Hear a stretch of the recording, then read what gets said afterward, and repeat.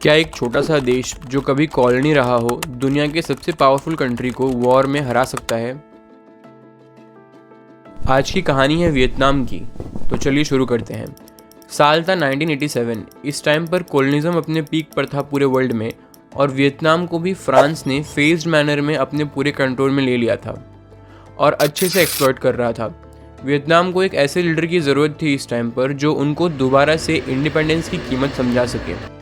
मई 1890 को वियतनाम के नीघे प्रोविंस में एक ऐसे ही लीडर का जन्म होता है जिसे आगे चलकर दुनिया ने हो चिन मिन या अंकल हो के नाम से जाना। Now fast forward to world war 2। 1940 आने तक जापानीज एम्पायर अपने पीक पर आ रहा था और साउथ एशिया के majority of nations Japanese empire के अंडर आ गए थे। अगला नंबर वियतनाम का था। वियतनाम में जो फ्रांस के फोर्सेस थे उनको हराकर जापानीज फोर्सेस ने अब वियतनाम का कंट्रोल ले लिया था, और जो वियतनाम नेशन है वो अब जापानीज रूल के अंडर आ गया था। इस टाइम पर फ्रांस और जापान दोनों ही बिजी थे वर्ल्ड वॉर 2 में, तो हो चिन मिन को टाइम मिल गया अपने प्लान को एग्जीक्यूट करने के लिए फॉर वियतनाम इंडिपेंडेंस। फिर ईयर आता है 1945। जापान के सरेंडर के साथ में जो जापानीज एम्पायर है उसका भी एंड हो जाता है और हो चिन मिन वियतनाम को as a independent nation declare कर देते हैं। बट फ्रांस को ये बात मंजूर नहीं थी, एज की फ्रांस की इंपॉर्टेंट कॉलोनी थी एक वियतनाम, और वो अपने वर्ल्ड वॉर 2 के हुए लॉसेस को यहाँ से रिम्बर्स करना चाहता था। फ्रांस अपने वियतनाम के कंट्रोल को वापस लेने के लिए अब वॉर के लिए प्रिपेयर करने लगता है।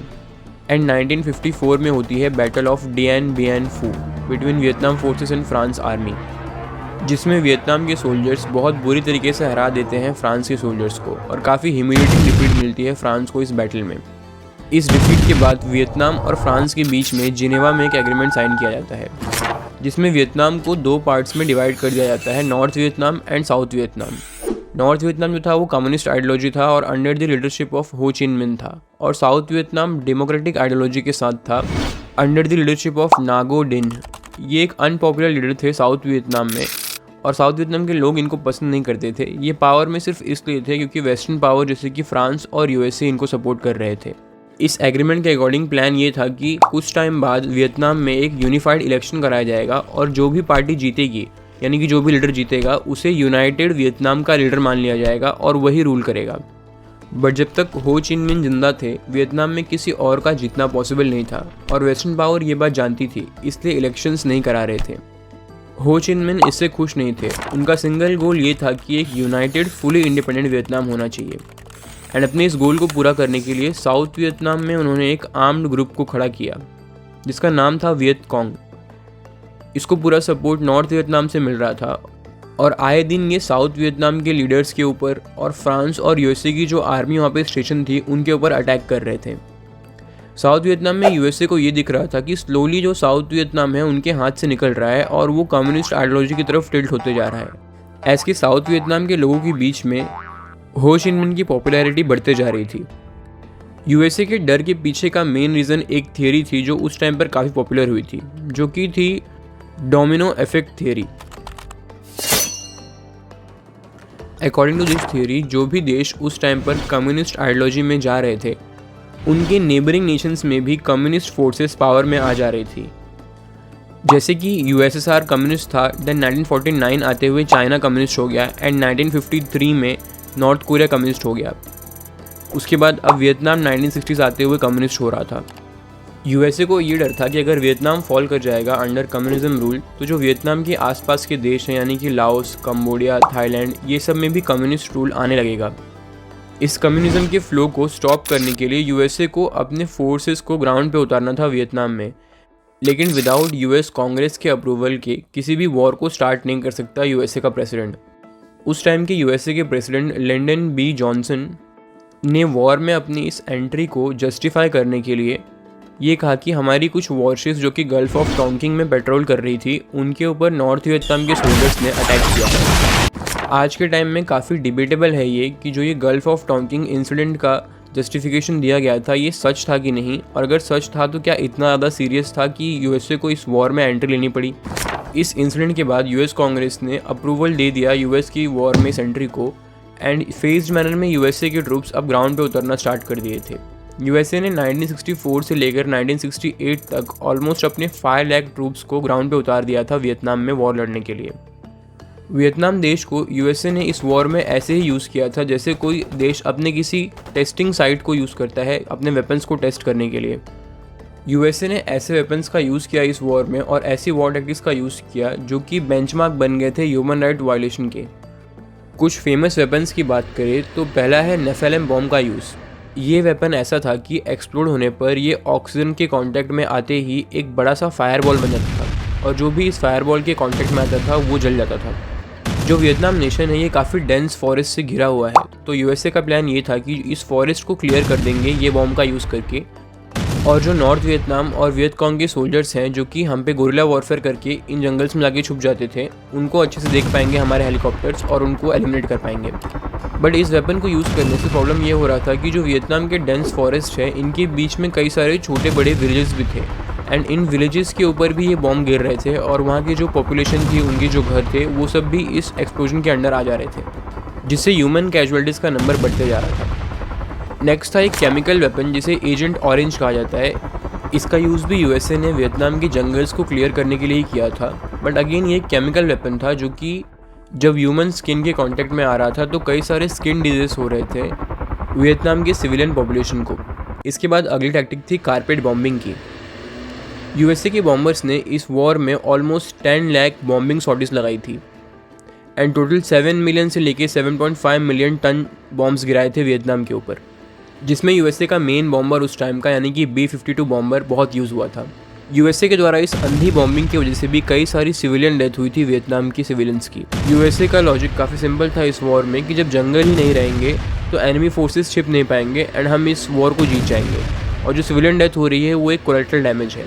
बट इससे जो वियतनाम के, नॉर्थ वियतनाम के और साउथ वियतनाम की सिविलियन पॉपुलेशन थी वो एंटी यूएसए होते जा रहे थे और उनका सपोर्ट वियतनाम के नॉर्थ फोर्सेस के लिए और वियतकॉन्ग के लिए बढ़ते जा रहा था।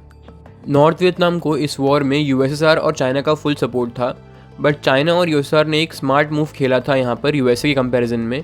उन्होंने अपने पुराने बैटल से और पुराने वॉर से लेसन लेते हुए ये देखा कि अपने ट्रूप्स को ग्राउंड पर नहीं उतारना है, नॉर्थ वियतनाम को बस लॉजिस्टिक सपोर्ट्स, आर्म्स और इंटेलिजेंस सपोर्ट दिया जा रहा था यूएसएसआर और चाइना के द्वारा। प्राइमरली इसमें चाइना आगे था, ऐसे चाइना को बदला लेना था यूएसए से अपने कोरियन वॉर में हुए लॉसेस का। चाइना की काफ़ी लंबी बॉर्डर लगती थी वियतनाम के साथ में, तो चाइना वियतनाम को कई सारे fighter jets, anti aircraft missiles और मिलिट्री एडवाइजरी सप्लाई कर रहा था। यूएसए को ये लग रहा था कि इस कंटिन्यूस बॉम्बिंग से और इतने डेथ्स को देखकर नॉर्थ वियतनाम के लोग सरेंडर कर देंगे और इस वॉर का एंड हो जाएगा, बट हो इसका उल्टा रहा था। लेटर यूएसए ने ये देखा 1968 में वियतकॉम और नॉर्थ वियतनाम के सोल्जर्स ने मिलकर एक मिशन एग्जीक्यूट किया जिसे कहा गया टेट ऑफेंस। इस मिशन के अंदर साउथ वियतनाम के अंदर नॉर्थ वियतनाम के सोल्जर्स और वियतकॉन्ग के सोल्जर्स ने मिलकर ऑलमोस्ट 100+ सिटीज़ के ऊपर एक ही टाइम पर अटैक किया, जिसमें कई सारे यूएसए और साउथ वियतनाम की मिलिट्री साइट्स के ऊपर उनके लीडर्स के ऊपर भी अटैक हुआ। हालांकि यूएसए ने इस मिशन को फेल कर दिया और इन सारे सिटीज़ को डिफेंड कर लिया, लेकिन उनको हैवी कैजुअलिटी उठानी पड़ी। बट इससे ज़्यादा ख़राब ये हुआ कि जो यूएसए के फोर्सेस थे उनका मोरल टूट गया। ऐस की ये ऑफेंस के बाद उन्होंने ये देखा कि यहाँ के लोग हार मानने के लिए तैयार नहीं है एंड इस वॉर को वो कंटिन्यू रखने के लिए तैयार है लंबे समय तक। टेट ऑफेंस एक ट्रिगरिंग पॉइंट बना यूएसए के विड्रॉल का वियतनाम से। 1973 में पेरिस में पीस अकॉर्ड साइन किया जाता है यूएसए और वियतनाम के लीडर्स के बीच में, जिसके बाद यूएसए ने अपने फोर्सेस को फेज्ड मैनर में वियतनाम से वापस बुला लिया।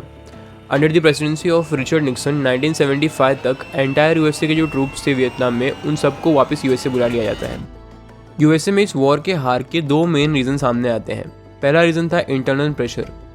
यूएसए के जो लोग थे उनको उनकी गवर्नमेंट और उनके मिलिट्री लीडर्स ये दिखा रहे थे कि ये वॉर हम जीतने वाले हैं और कुछ टाइम में ये वॉर ख़त्म हो जाएगी और हमारे कुछ ज़्यादा लॉस नहीं हो रहा है इस वॉर के अंदर। बट ग्राउंड रियलिटी काफ़ी अलग थी इस वॉर में। ऐसी वियतनाम वॉर उन पहले वॉर्स में से था जिनको लाइव रिपोर्टर कवरेज मिल रहा था, तो न्यूज़ में यूएसए की जो पॉपुलेशन थी वो ये देख रही थी कि कैसे उनके सोल्जर्स को वियतनाम में मारा जा रहा था। एंड साथ में जब जो डेड सोल्जर्स थे उनकी बॉडी बैक यूएसए आ रही थी, तो वहाँ की जो फैमिलीज़ थी उनका भी गुस्सा बढ़ते जा रहा था गवर्नमेंट के लिए, और अब ये गुस्सा ग्राउंड पर दिखने लगा था। एंटी वॉर प्रोटेस्ट स्टार्ट हो गए थे और रैलीज निकलने लगी थी यूएसए में इस वॉर के खिलाफ। स्टूडेंट मूवमेंट चालू हो गए थे यूनिवर्सिटीज़ में इस वॉर के खिलाफ, जिससे यूएसए की गवर्नमेंट काफ़ी ज़्यादा प्रेशर में थी। रिचर्ड निक्सन ने अपना पूरा इलेक्शन कैंपेन इसी एंटी वॉर प्रोटेस्ट पर लड़ा था और उन्होंने कैंपेन में अपने कहा था कि हम इस वॉर को ख़त्म करेंगे और अपने सोल्जर्स को वापस लेके आएंगे यूएसए में जब इस इलेक्शन को वो जीत जाएंगे। वो इलेक्शन जीत गए और 1975 में यूएसए के ट्रूप्स को वियतनाम से फुली विड्रॉ भी कर लिया। यहाँ एक इम्पॉर्टेंट जियोपॉलिटिकल लेसन है कि अगर आप चाहते हैं कि दुनिया अपने आप को आपके देश के बनाए हुए पैरामीटर्स पे जज करे, आपका देश डिसाइड करे कि दुनिया के लिए क्या सही है क्या गलत है, आपके देश की थिंकिंग उसकी आइडियोलॉजी को सही माने, तो ये अचीव करने के लिए कुछ कीमत चुकानी पड़ती है। वो कीमत चाहे फाइनेंशियल हो या ह्यूमन लाइफ हो। इसके लिए कुछ हार्ड डिसीजन लेने पड़ते हैं जो कि एक फार साइटेड यानी कि दूरदर्शी लीडर ही ले सकता है। अनफॉर्चुनेटली नॉर्मल पॉपुलेशन के अंदर ये फार साइटनेस नहीं होता है एंड यूएसए के इस एंटी वॉर प्रोटेस्ट में यही हुआ। ये मैं यूएसए की इस वॉर में एंट्री को जस्टिफाई करने के लिए नहीं बोल रहा हूँ, ये मैं इसलिए बोल रहा हूँ कि वर्ल्ड वॉर 2 के बाद से जो यूएस बेस्ड वर्ल्ड ऑर्डर बना है उसको यूएसए ने कैसे बिल्ड किया है ये बताने के लिए बोल रहा हूँ। सो पहला रीज़न था यूएसए में internal war protest and second reason था वियतनाम का terrain. You can fight the enemy but not the nature. देखिए जो वियतनाम देश है ये एक डेंस फॉरेस्ट और सॉम्पी लैंड्स का नेशन है जहाँ पर आप हैवी मिलिट्री व्हीकल्स को लाकर मूव नहीं कर सकते जैसे कि टैंक्स और आर्टिलरीज। और यूएसए के सोल्जर्स को कोई ट्रेनिंग नहीं थी ऐसे इन्वायरमेंट में वॉर लड़ने की। इसके उलट नॉर्थ वियतनाम और वियतकॉन्ग के सोल्जर्स फुली प्रिपेयर्ड थे, फुली ट्रेंड थे ऐसे इन्वायरमेंट में लड़ने के लिए। उनके गोरिल्ला वॉरफेयर, टनल वॉरफेयर का कोई आंसर नहीं था यूएसए के सोल्जर्स के पास में, जो कि रीज़न बना low morale of US soldiers and later high casualties का। 1975 में यूएस के विड्रॉल के बाद में नॉर्थ वियतनाम के सोल्जर्स ने ईजिली कैप्चर कर लिया पूरे वियतनाम को और वियतनाम एक यूनाइटेड कम्युनिस्ट नेशन बन गया।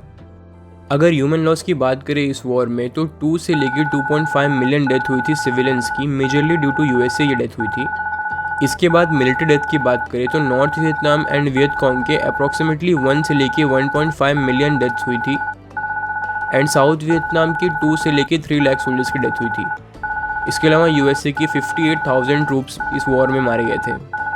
इस वॉर से यूएसए ने एक इम्पॉर्टेंट लेसन लिया और अपनी बैटल स्ट्रेटजी में चेंजेस लाए, जिसमें अब वो first overkill then boots on ground strategy का यूज़ करते हैं, जिसको हम आगे आने वाली वीडियोस में डिस्कस करेंगे। इस वॉर में सबसे ज़्यादा फ़ायदा किसी देश का हुआ तो वो था चाइना और यूएसआर, जिन्होंने बिना किसी लॉस किए यूएसए का काफ़ी लॉस करा दिया था इस वॉर में।